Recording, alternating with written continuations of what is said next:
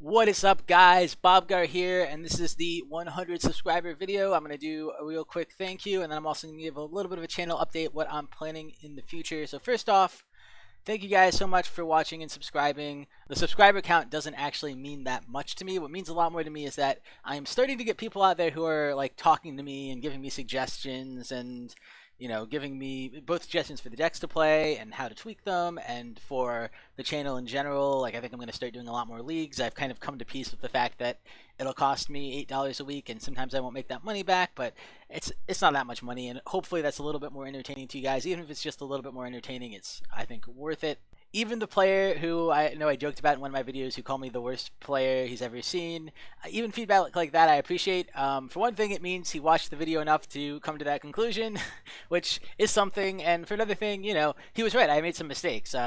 He probably could have said it in a slightly nicer way, but I mean, it's the internet. I don't get too offended. People are anonymous and they say all sorts of random stuff. So in addition to this general thank you for helping me get to 100 subscribers and for watching and for commenting and telling me all these things, I wanted to give specific thanks to a few of the people who have been particularly active, requesting decks, talking to me. I'm probably missing a few, but the big ones I wanted to say thank you to were Zencyclopedia. You were a great help suggesting decks and talking to me and giving me ideas. And actually, I'm going to talk about one of your ideas later in this video. Duck to Duck, I really appreciate all the feedback you've given me and the fact that you're still watching me, even though sometimes I play terrible. Hopefully, you'll still be watching me after this week. Plain Tog, you just always have good suggestions, and I think you kind of are on the same wavelength as me. Like, you posted with for some reason your posts never show up on the videos, but I see them in the comments on YouTube. But the last post you gave was exactly my thoughts on the Angel Reanimator deck. It'll only work 25% of the time, but when it works, it's just so cool that it's worth it, even though it's a little bit of a janky combo. It's not quite as bad as you might think, just because you got to put things in your graveyard rather than getting in the hand. A 5-card combo in hand is hard. 5-card combo in the graveyard, if you're dredging, it actually happens pretty quick. You need about half the cards in your graveyard, which you do by turn 3 or 4, but still a little janky. Jason Kirkner, thank you so much for your suggestion for the Death and Taxes deck and just all the positive comments you've given me over the videos.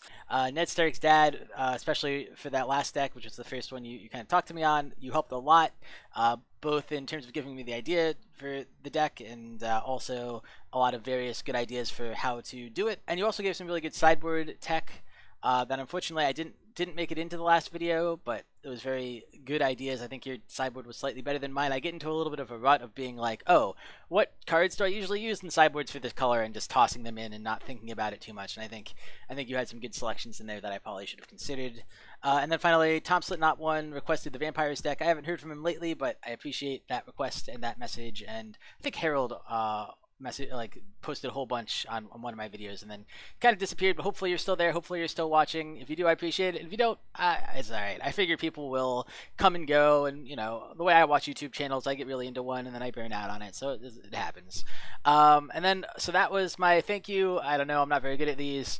I know at the end of the day, I'm just kind of like you guys. I'm not like a super good deck builder or player, like any better than you. I'm the guy who takes the time to record it and post it and think through some of the how to put together a deck tech and show it to you guys. And it's just less that I'm exceptional in my ability to play, but I'm willing to do the work to hopefully make content that's interesting to you guys and that you enjoy.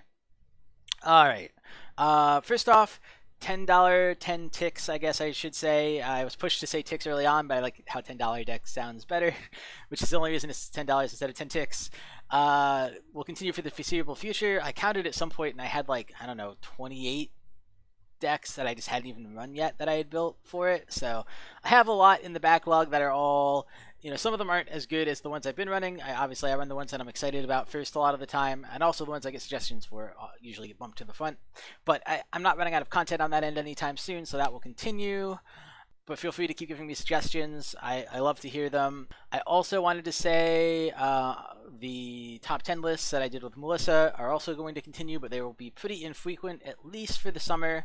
The reception to the first one I don't think was like super excited. I certainly didn't get as many views as I do on most of these $10 decks, but it's also a new segment, so it might take some building up. And I really enjoy doing videos with Melissa. So when we first got into YouTube, she's the one who got me into YouTube, and we had a different channel. Maybe I'll link it in the bottom, but we don't really, it's not active anymore. It was called Magic Ad Nauseam, which is her favorite deck, and I just like the idea of like Ad Nauseam means like until does it technically mean like until the point where it makes you nauseous, I guess. But anyway, so we had that channel and we did a lot of videos together on that. And it was a lot of fun, and so it's nice to be doing videos with her again. I kind of started YouTube intending to do videos with her, and then I think she got a little tired of doing videos, and I got kind of swept up in doing Magic Gathering Strat stuff. By the way, if you haven't checked out Magic Gathering Strat, that's a great Magic the Gathering channel. It's where I used to do videos. I just kind of wanted to do my own thing, so I split away from them after a while.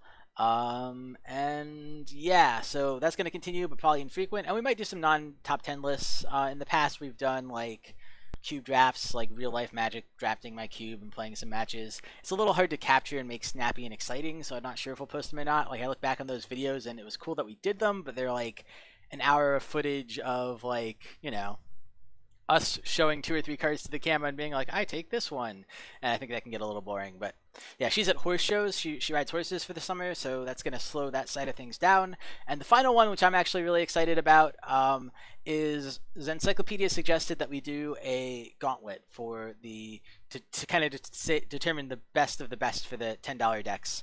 And I plan on doing that. I'm going to kind of split every $10 deck up into seasons of 16 decks. So we actually, I didn't realize this when I was about to make this video, but I just realized when kind of writing the script for this thing that we just hit that mark. We hit 16 decks. Technically we're 18, but I'm cutting out the 2 standard ones just because I don't want them to get too bashed into the ground. But other than the 2 standard ones, we just hit 16, and I'm excited for that. I'm going to do a double elimination bracketed tournament. I think it'll be pretty cool. And yeah, it may be delayed a little bit. The weeks we do it, it very well may be in place of $10 decks for that week. And it very well might be on and off weeks as we go through the brackets a little bit, partly because, again, Melissa has horse shows in the summer, and I'm going to rely on her to play the opposite side of those decks. So she used to do a little bit of Magic Online. She's done a lot of Magic. And I got her set up with Magic Online last night, so she's going to train up and play it a little bit today. I traded her a couple of the decks so she could kind of test. I made sure she got the decks that are in her wheelhouse, so it's just a matter of her figuring out the interface, which is a little obtrusive and hard to figure out, and also the decks that I handed her. I told her to watch my videos on them. She watches some of my videos, but not all of them. So, and some of the decks that we're running through are pretty old too, so who knows if she'll actually remember them or know them. So yeah, that's that. I want to give you guys a cool graphic of that. Where did I put it? I seeded based on the records of the decks in the games that we played. One of them wasn't super clear. I gave it a 2-3 just because I wanted to not give it the benefit of the doubt, which was Lane Destruction Reanimator. That one went, I think I just played 6 matchups with it. I don't remember if I won the 5th one or not, because I probably should just cut it off at the 5th and use that. But I'm going to assume I lost it, and it went 2-3. So this is how the brackets worked out. What else did I want to say? Oh, yes, I'll switch back to my beautiful face, even though I have like a zit on the top of my head, which is really weird. I'm going to leave you with a link to check out Melissa's channel in the comments, so go check that out. She does a lot of Fire Emblem Heroes. If you guys like that, definitely support her. She gets like 0 views, and I feel a little bad about it because she doesn't put as much work into it as me, but she does put a bunch of work into recording and posting those things, and it feels a little sad that she doesn't get any views. If you don't play Fire Emblem Heroes, I played a little bit. It's a pretty fun phone game. It's like a little tactics game on your phone, and you can level up characters, and it's a gacha system, so the characters are collectible, and it's kind of neat.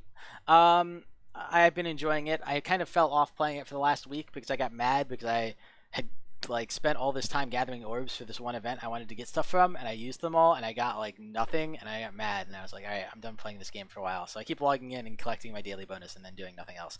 Anyway, I also wanted to leave you with this rousing intro from Melissa and my original show, Magic Ad Nauseam, just as a little Easter egg. Hope you guys enjoy it, and I'm sure I will see you all soon. Please leave comments, and if you have opinions on what you think I should be doing for videos and things you'd like to see, and if you like top 10 lists, or if you like this idea of having a bracketed 16 deck top $10 deck fight it out thing, or whatever you guys want to see, let me know. I am very receptive to that, and I really appreciate everybody watching. All right, I'll see you guys next time. Bye. 1, 2, 3, 4. Magic Ad Nauseam. Okay, now I caught you. Magic Ad Nauseam. show. Nobody knows. That's even worse. Nailed it.